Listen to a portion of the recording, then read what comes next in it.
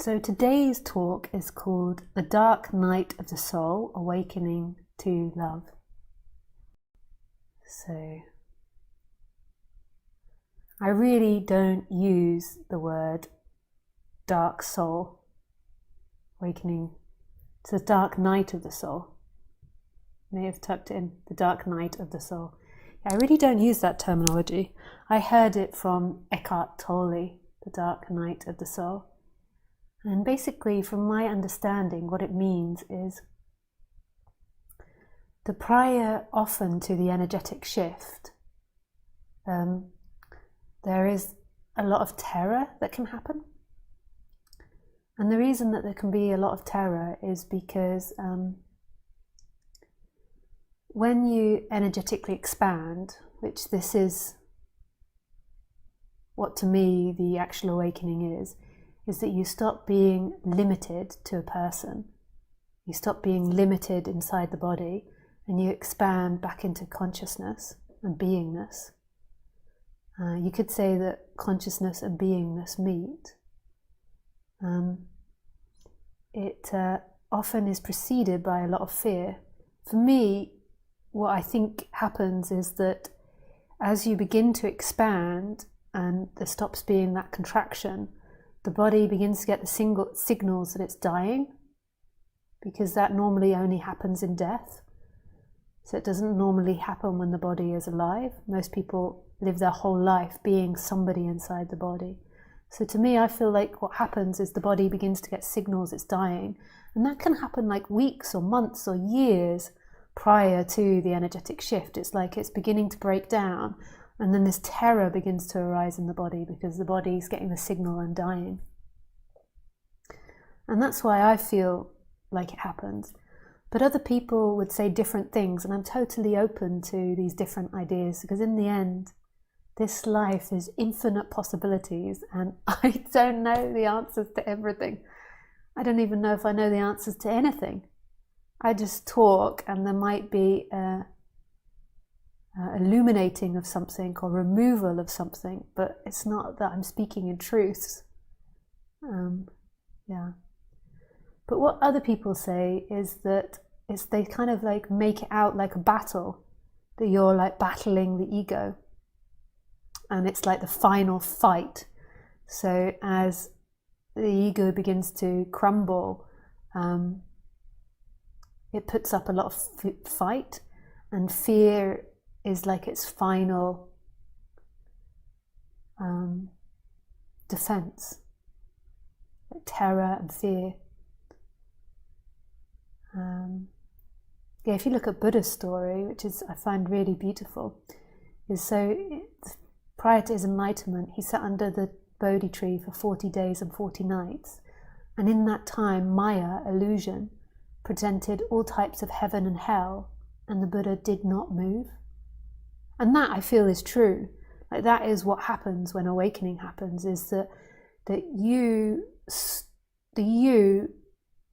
and the witnessing is no longer attached. And so there is witnessing happening, and the you and the person is doing all types of things in front of the witnessing.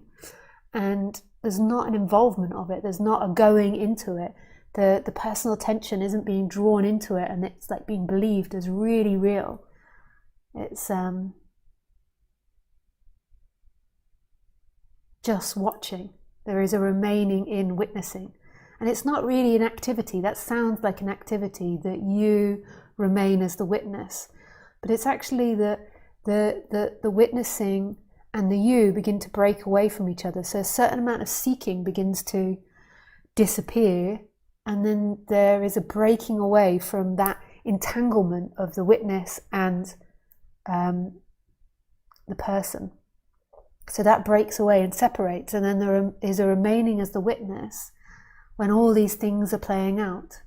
So the Buddha remains still, Buddha nature. But the problem with language is we always make it sound so personal, like we're doing it, and we're really not doing it. It's a happening.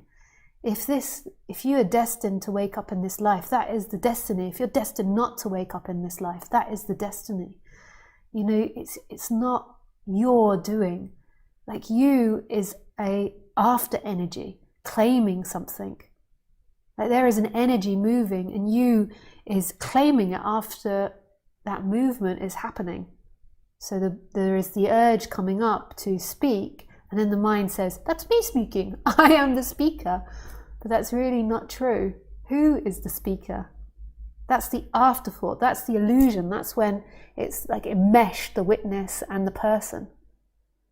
And what can happen for many years is there's like a breaking away. So you're breaking away into witnessing consciousness, and then you're getting involved in the person, breaking away and getting involved. And it might even feel like you're doing it, like that you are consciously witnessing, that you're putting your attention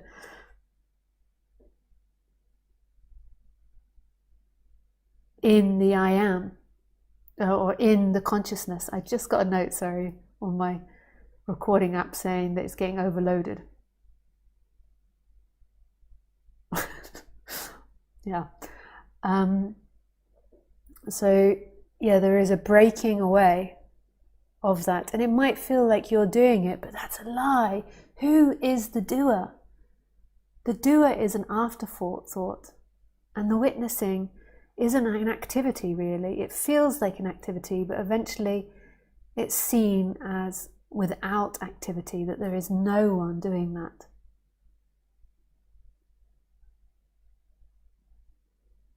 Yeah.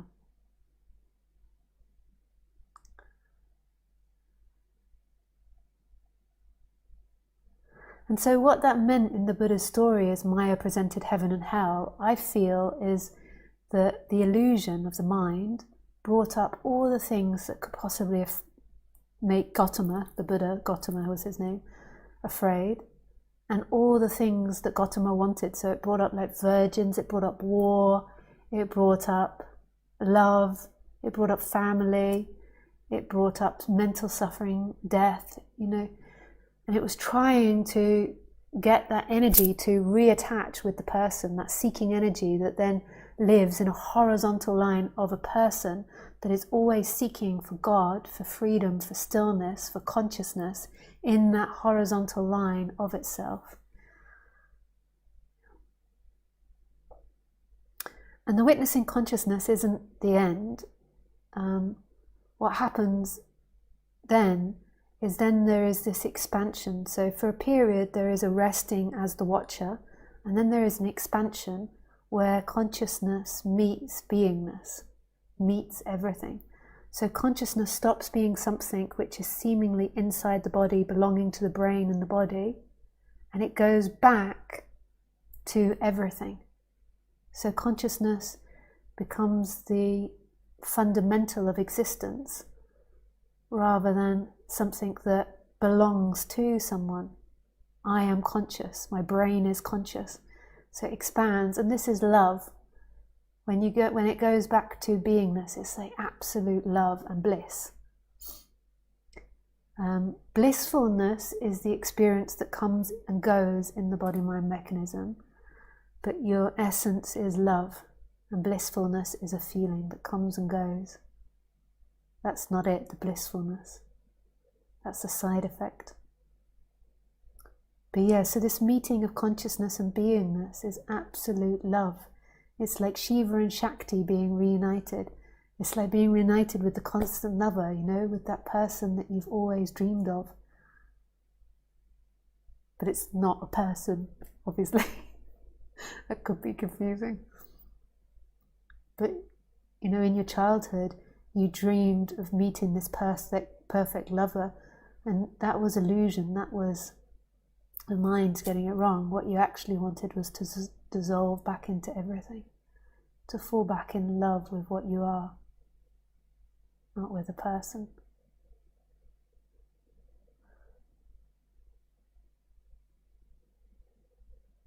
Yeah.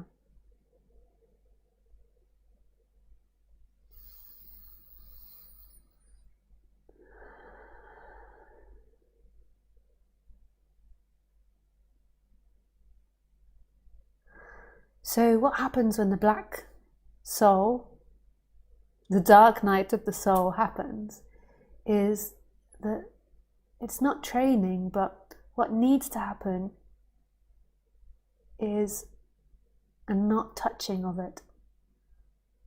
So it begins to come up, that fear or that terror, and it's not this, not that. It's like a not touching of it.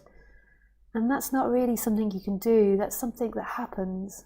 You know, you go through this process and you always think it's me that's doing it. But it's actually something that happens by itself. Like you get broken down more and more, and then there's more and more energy, I don't know what to call it, staying in the witness rather than going into the person and the person's fears.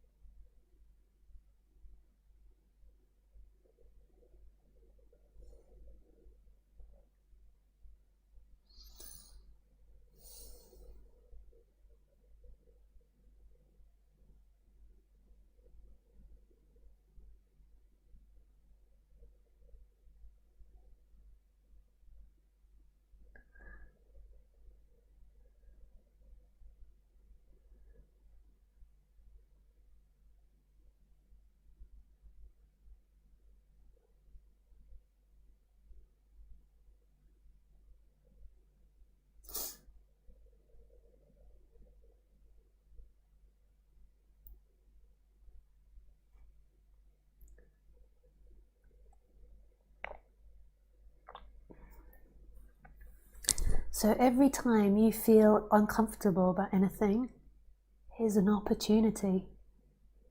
We often see pain as like the bad devil that we're just trying to get rid of, but actually that's not true. Every time you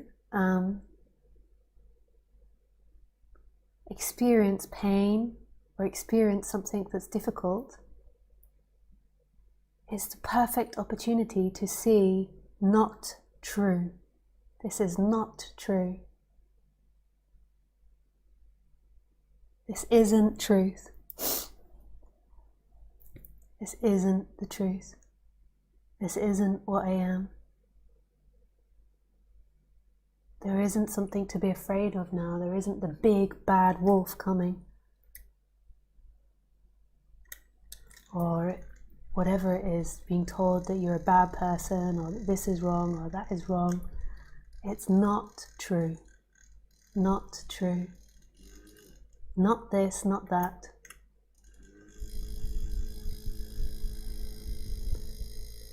Mind is always saying, it is this, it is that. This is a problem.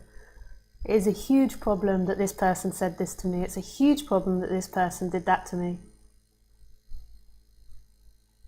It's a huge problem that this happened, or I'm going to die now, or my body is dying now.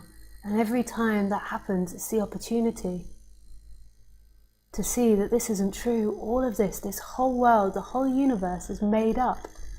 There's nothing true in it. There is nothing true in it.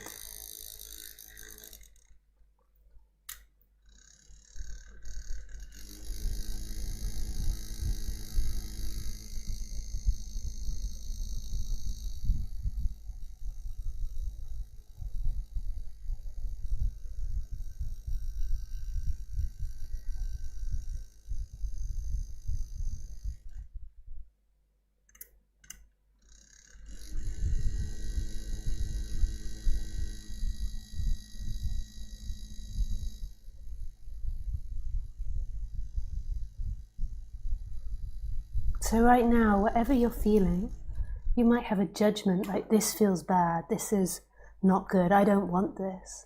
And that's your golden opportunity.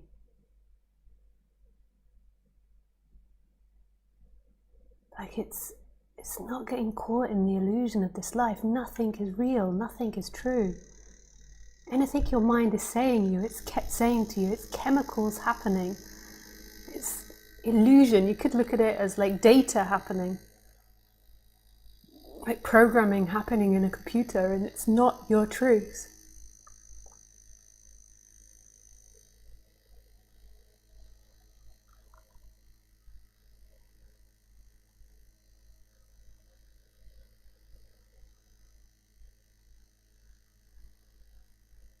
you don't, it's not that you don't have to believe it, but the key to it is not believing in it, not seeing it as something, not seeing it as a reality. So for me, in this body, pain comes up. Like just now, I had a hot flush. That's what the noise was. This was going off. So, wonderful. And hot flushes are painful. Any woman in their 40s or 50s understand how painful experience. It's not talked about in our society, so men have no idea what that's like. And there's pain that comes with it, before the hot flush, and then you're like burning hot.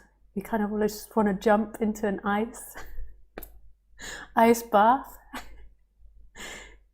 And that's the, that's the golden opportunity. This is the place where it's like absolute acceptance. Life isn't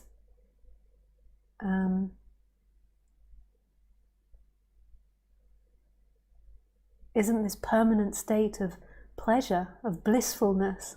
There is pain that arises, and in that pain it is the gift to go beyond, to see the illusion of this life.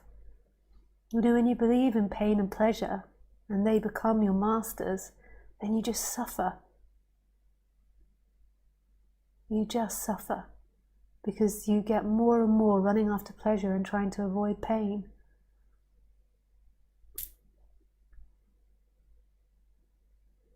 So it just doesn't work.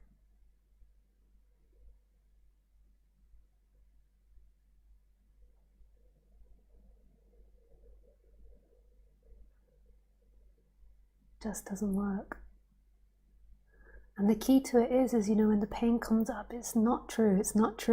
And hot flushes are such a good example of that, because for those that have never had one before, prior to the hot flush, there's a very uncomfortable feeling in the body. It's like a flight or flight response, like a shock. It's hard to explain what it is. It's like the body temperature, so when your estrogen, I don't understand the science of it, but when your estrogen is like dropping really rapidly and going up really rapidly, it's like a shock for the body. So just prior to it happening, you get like a shock feeling, and like you could be like, and then if you do that, then suddenly you're like, it's a hot flush, because then you begin to feel the heat. But before the heat comes, it's like as if there's an intruder coming in or something. And it's such a good time to see the illusion of everything. That just because my body can't get its temperature right, it doesn't know what the temperature is, it sends out these chemicals of alert, there is danger coming. And it's all illusion. That's what's happening all the time, dependent on the way your system is trained. You'll see pleasure in some things and pain in some things, and then these chemical reactions come up. And we take them as us and ours and saying something about us. But they're not. They're a play happening, and they're not truth. And if you have pleasurable chemicals, you're like, I've done life right, relax, I've done it right. And if you have painful ones, you're like, there is something wrong with me, I've done something wrong. And it's not true. This is the illusion. This is the dance, and this is what's happening all the time, that everyone's running around in these skin sacks that are having these chemicals going off, telling them all these crazy, well, not telling them, but giving all these crazy signals, and then the mind is interpreting and making all these juicy stories out of them, which is then triggering more of these chemicals and then more juicy stories. And it's running around the planet trying to relax all these juicy, funky chemicals that are coming up. Whereas in non-duality, it's like, sit still. What is it you are prior to those chemicals? That is illusion. That is what creates this Maya, this illusion. It's not true. It's not true.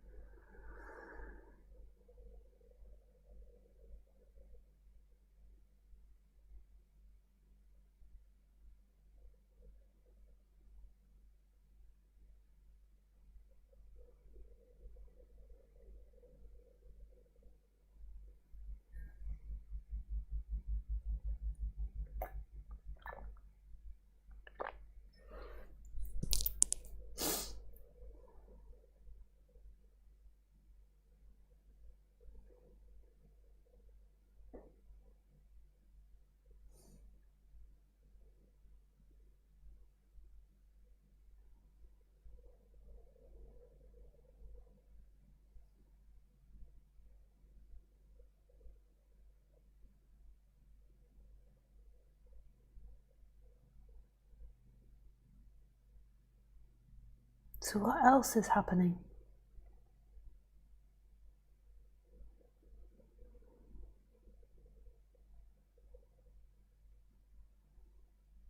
Who are you?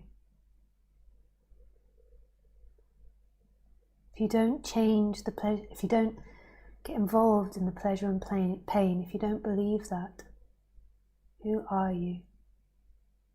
If you don't get involved in the stories, who are you? And every pain that arises is a golden opportunity to see the illusion of it.